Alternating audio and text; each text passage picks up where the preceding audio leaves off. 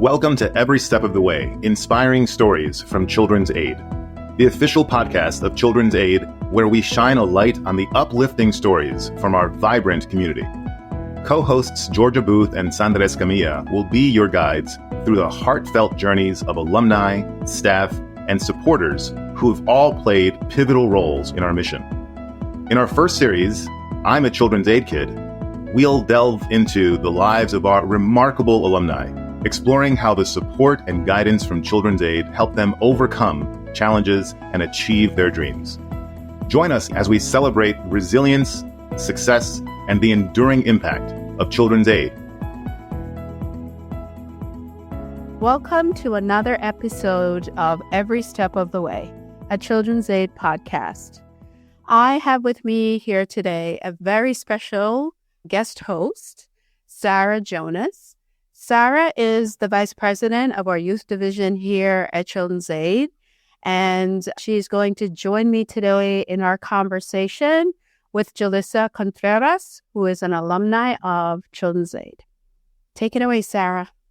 Thanks, Georgia. I am truly excited to be here, and I'm a big fan of this podcast, having listened to the first episode. So I know how awesome it is, and I'm so excited to be here and be able to talk with you and with Julissa. Awesome. So, Julissa, welcome. It's so amazing to have you here and to be part of this podcast. We've done a number of these, and I just love hearing the stories of all the alumni and staff that have benefited from the services of Children's Aid. So, welcome, and let's get into it a little bit, right? Tell us a little bit about yourself, a little bit about your background, and at the point at which you came in contact with Children's Aid. Sure. Thank you so much for having me. It's a dream come true to be on a podcast for Children's Aid. Children's Aid entered my life when I was in sixth grade, and I was in the South Bronx. I am a first-generation Dominicana. Both my parents came over from Dominican Republic and really, from a young age, instilled in me the importance of community. And as a young person, I was always riled up and wanting to participate in things, but really, there was a big scarcity of programming where I grew up and had essentially no programming in elementary school. But in that middle school, I was in the IS 98 location in which Children's Aid came and did after school programming. And it was the first time in my life that any concept of any community programming or after school had even entered or crossed my path. And it really was the catalyst that, and I say this truly honestly, allowed for me to find my voice and allowed for me to find my power. One of the first programs I joined was community justice. And I loved community justice because at the time I was quite convinced that I would be mayor of New York City because I was unhappy with the conditions of my school and saw CAS as just one very necessary resource that felt like they were there for me to then stand on the shoulders of their work to take that impact even further. And I took that quite seriously.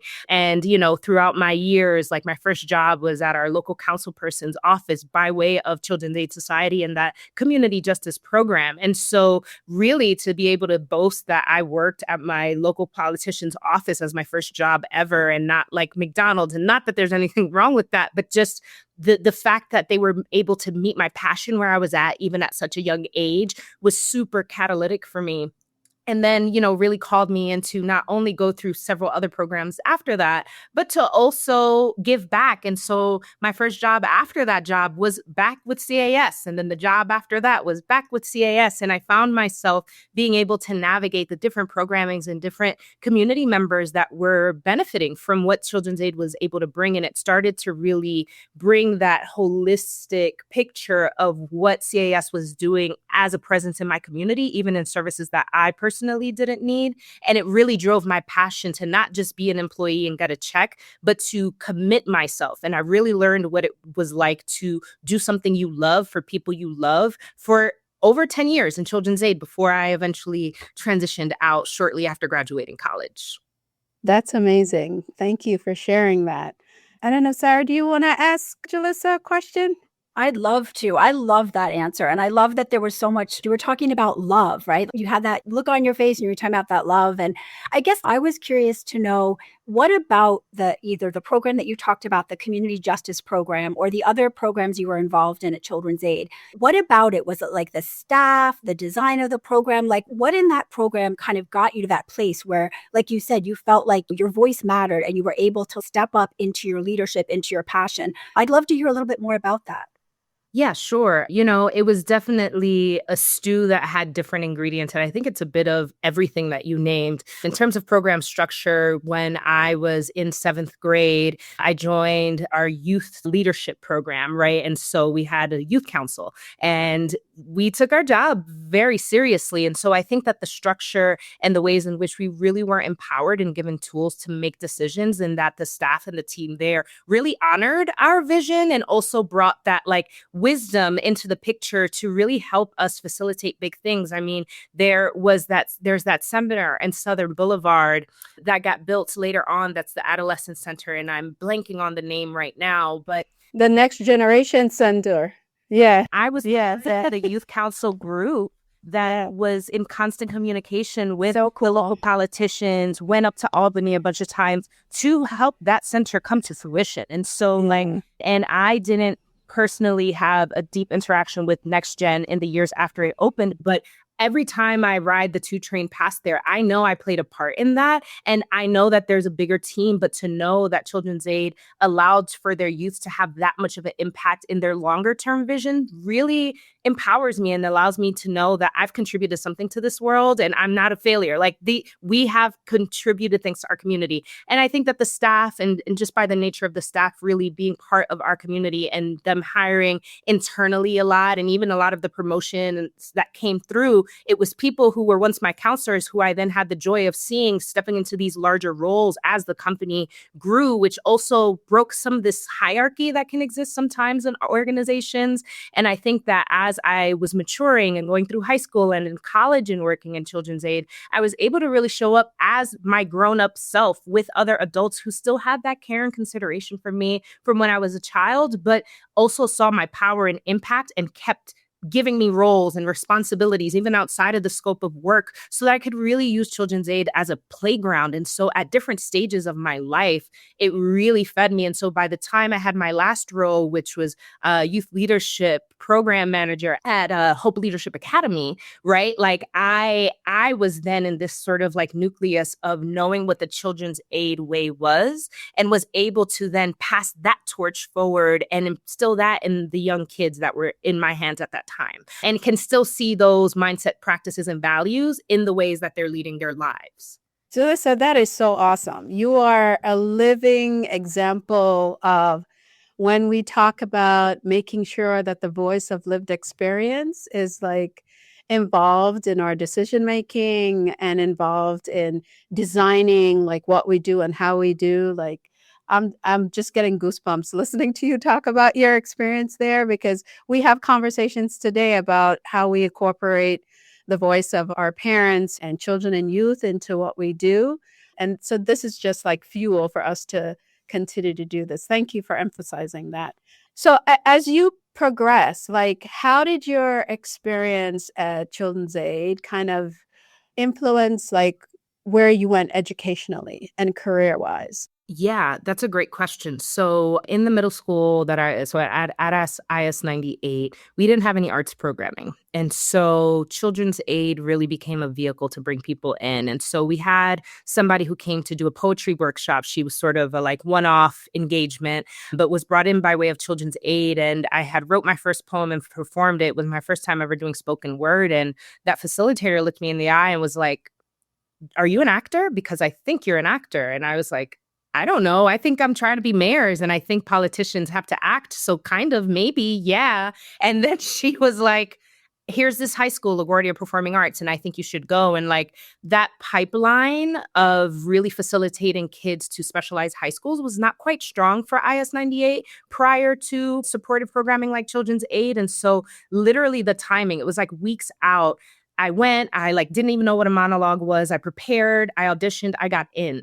And being able to step into that school was like a completely different setting. But again, when you think about catalyzing impact for young people and why it's important to fund these programs, it took one small week engagement with a facilitator to put me on the pathway to be now an award-winning off-Broadway playwright. So like when you think about how important every moment is, like it is not lost on me based on my own experience, how that was able to catalyze that. But furthermore, like my love for social justice and social impact was really fostered at Children's Aid Society. I truly don't think I would have recognized the power of my voice at all stages in my life if I did not have those vehicles of advocacy that were there, just as much as the services that I was receiving. And so the cycle of how we maintain and sustain our communities, I learned solely from Children's Aid Society, and then was able to take that into several roles that I've had afterwards, whether it's creative roles or, I've been in the startup world for over 8 years now. I worked at WeWork, which was like this big startup. It was like this unicorn,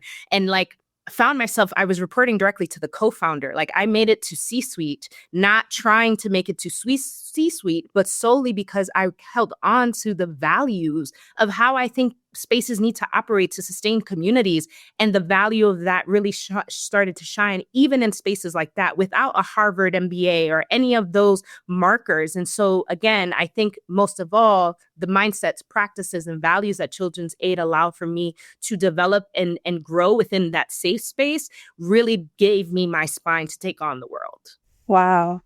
I just have goosebumps all over listening to you. Cool stuff. It is powerful stuff. It's so powerful stuff. And this is why these conversations are so important, because we get like just caught up in the administrivia of the work that we try to do every day. And this is like fuel for the soul, just like listening to you, because it helps to remind us of why we're doing what we're doing, especially on days when it gets really hard. So thank you for that.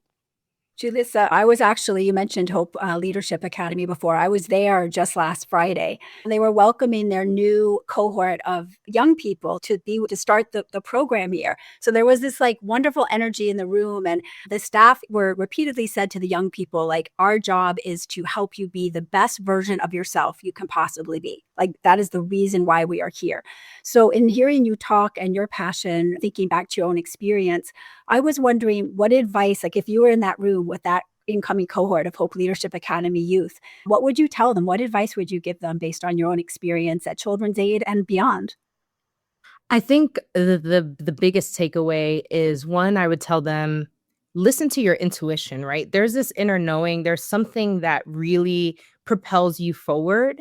And then once you're able to really identify that voice, allow yourself to use this space, this community of supportive adults, these resources, to really explore what that means for your future. It's not always about, have the best grades or be the most, highest achiever in every area. In fact, this is the time in your life where you have the most room to not be great at most things. And so allow yourself to fail while you're having fun, right? And I think that the intuitive voice really does lead people to follow a yes, that even if there is a challenge, right? Nobody is absolved of challenges and hardships, but like sometimes go through that because universally something is aligning to prepare you for something bigger. And so like, don't run away from the challenges. Know that you are in a safe space. Know that this space, especially a space like Hope, was built with so much love and intention from generations of facilitators and people who have instilled values that everybody has to. It's almost like there's a Hope way. So allow yourself to play in the Hope way, following the yes in your intuition, and you will be so shocked how far you will get. I love that so much. Yes. Along the same lines, like what advice would you offer to staff that are the challenges of young people these days and what they're seeing young people are struggling with are similar but very different, right? And what advice would you offer our staff, especially on those days where it feels overwhelming and they're not sure if they're doing the right thing? That is a great question, and I'm so glad that you asked it, because I think we often forget how important it is for the teams that are holding space for our young people to also be poured into and have that moment. And so my advice would be like, know what you need to fill your cup. we know you are passionate. We know you care about these young people. You know that you might feel like, if not me, then who will do this job with the level of rigor and intention that I do? Then protect that. If you really believe that it takes you being there and you grinding as much as you can grind, fill your cup, because the burnout is something that is very difficult to come back from. And again, like I said to the young people, follow your intuition. Sometimes what you are being led to do in a moment might not interest for the young people or the collective, but if it is, again, part of your restoration and longevity, then you have to make the difficult decisions to know when you have to step back and trust that those around you are capable of stepping up and supporting what happens in your absence. Yes, thank you for that. I think we may have to edit that piece out and share that with our staff. I think that's such wonderful advice. Julissa, I know that I was so moved reading about some of the work that you're doing with organizations like Children's Aid, right? I know you have all these aspects to who you are. And I saw that one of them is really helping to guide, whether it's in strategy, DEIB work, just helping organizations essentially be the best version of themselves that they can be, right? And so I would just love to hear a little bit about how your experience with Children's Aid, and maybe looking back on it, how that might have shaped how you are now approaching your work with other nonprofits in this time and space. Yes, I think, going back to the resource and gem that is Hope Leadership Academy, they had their peer education program, and facilitation and just being able to command a room to communicate important things that teams need to work on is something that I've been doing since I was an adolescent. And so it was a natural transition for me, sort of coming out of tech, finding myself in this moment where I'm not at a company, but I have so much to give. Again, in the Children's Aid way, when you have something to offer and you see a community in need, you just fill those gaps. And so for me, just that ambition and the trust of knowing what it means to dedicate yourself in a particular way with those practices and offer them, like I got to test that out in Children's Aid. So I know it works. So for me, it kind of feels like a natural transition. And it wasn't my years in tech that taught me that, or even my years in the creative field. It was what was instilled in me as a young person. Again, the foundations that matter in our adulthood are often built in our childhood, just like the things that unravel in our adulthood that make us, maybe not show up as our best self or our most triggered selves. It always goes back to the child. We always go back to our inner child. And so really Children's Aid really did a good job, along with my parents, because shout out to my parents as well. I was in a 2-parent household that really though knew how to leverage and build trust with Children's Aid, so that together what I had was this incredibly powerful ecosystem. And because I've seen it demonstrated in my own life, I can come to organizations, I can come to companies and say, hey, we all have the different bottom lines and the different industries that we're walking in, but especially in nonprofit, if it doesn't start from the heart, then there's profit in there somewhere. So you're already sort of, and so I really allow for companies to go back to their heart, because that is what was put into mine at such an early age within a nonprofit. And so I don't care what you serve. If you're not serving with your heart, or at least with your best foot forward, then that is where most of your internal problems probably are. And so from there, it's quite easy to diagnose and help guide companies towards, getting them pumped up again and realigned with their mission so that they can run and succeed in what they're trying to do. Beautiful. I love that. Absolutely. So, Julissa, what's next for you? What are you looking forward to? You've done so much already. It feels like you've had 3 different careers already. But I'm curious, what's next for you?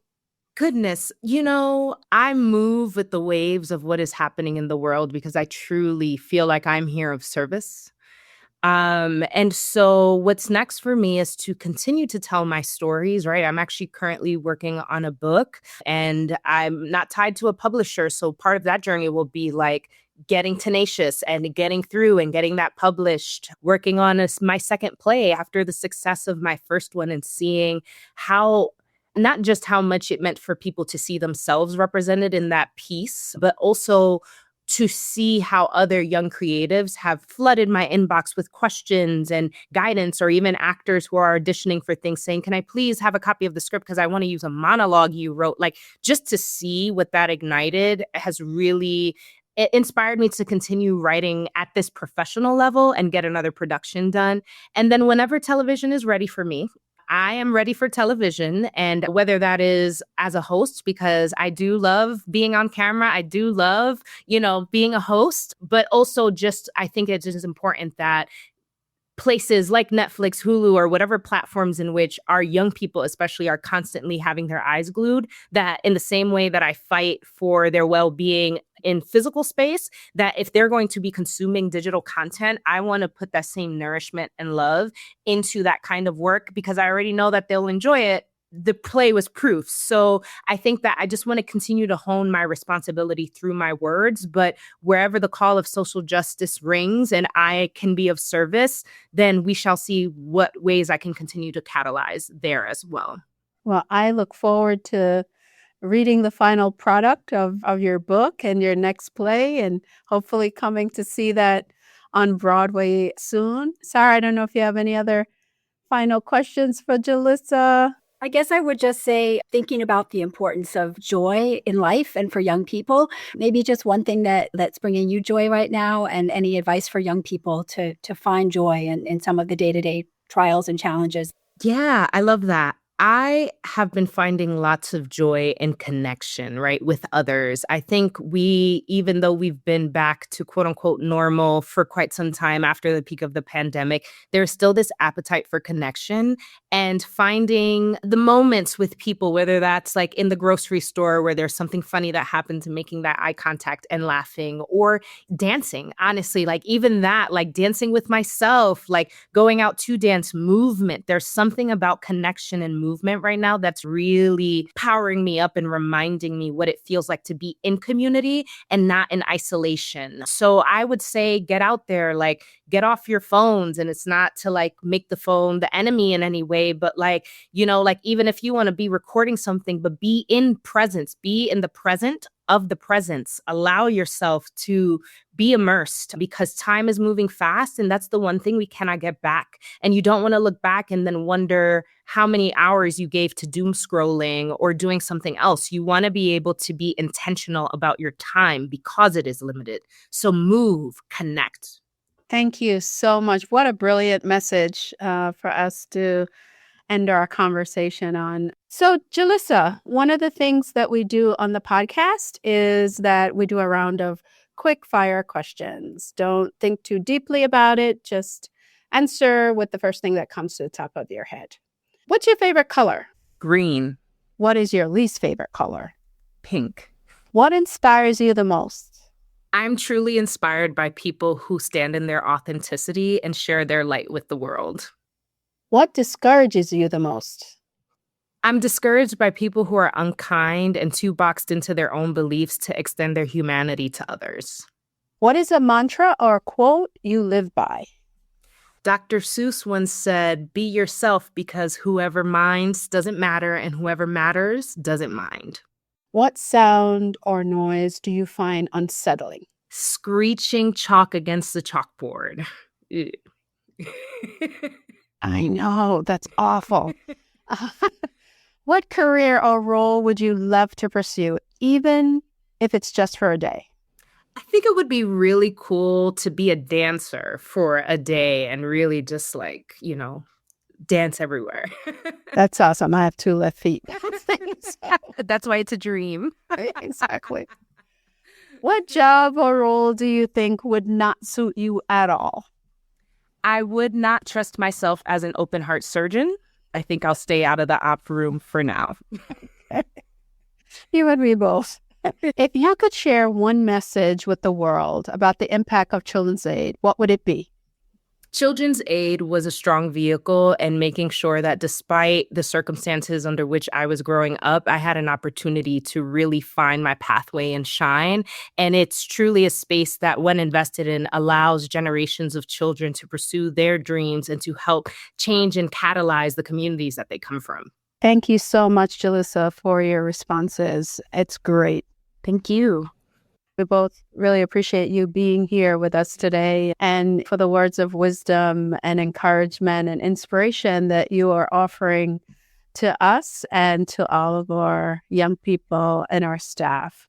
Best of luck to you as you move forward, although somehow I think you're not going to need luck. You got it. You are a bulldozer, and I could see you like just knocking down some doors, tearing down some old houses, and building some new ones. So I look forward to seeing what happens for you next. Thank you so much for being here. Thank you so much. Thank you all for your time. Thank you for tuning in to Every Step of the Way, the official podcast of Children's Aid. We hope you enjoyed learning about our programs and the incredible impact we're making together. Be sure to subscribe on your favorite podcast platform so you never miss an episode. Stay inspired by visiting our website at children'saidnyc.org and following us on social media. At Facebook, Instagram, and X, at Children's Aid NYC, and on YouTube and LinkedIn, go to Children's Aid NYC. There, you'll find more success stories, updates on our programs, and ways to get involved. Thank you for listening.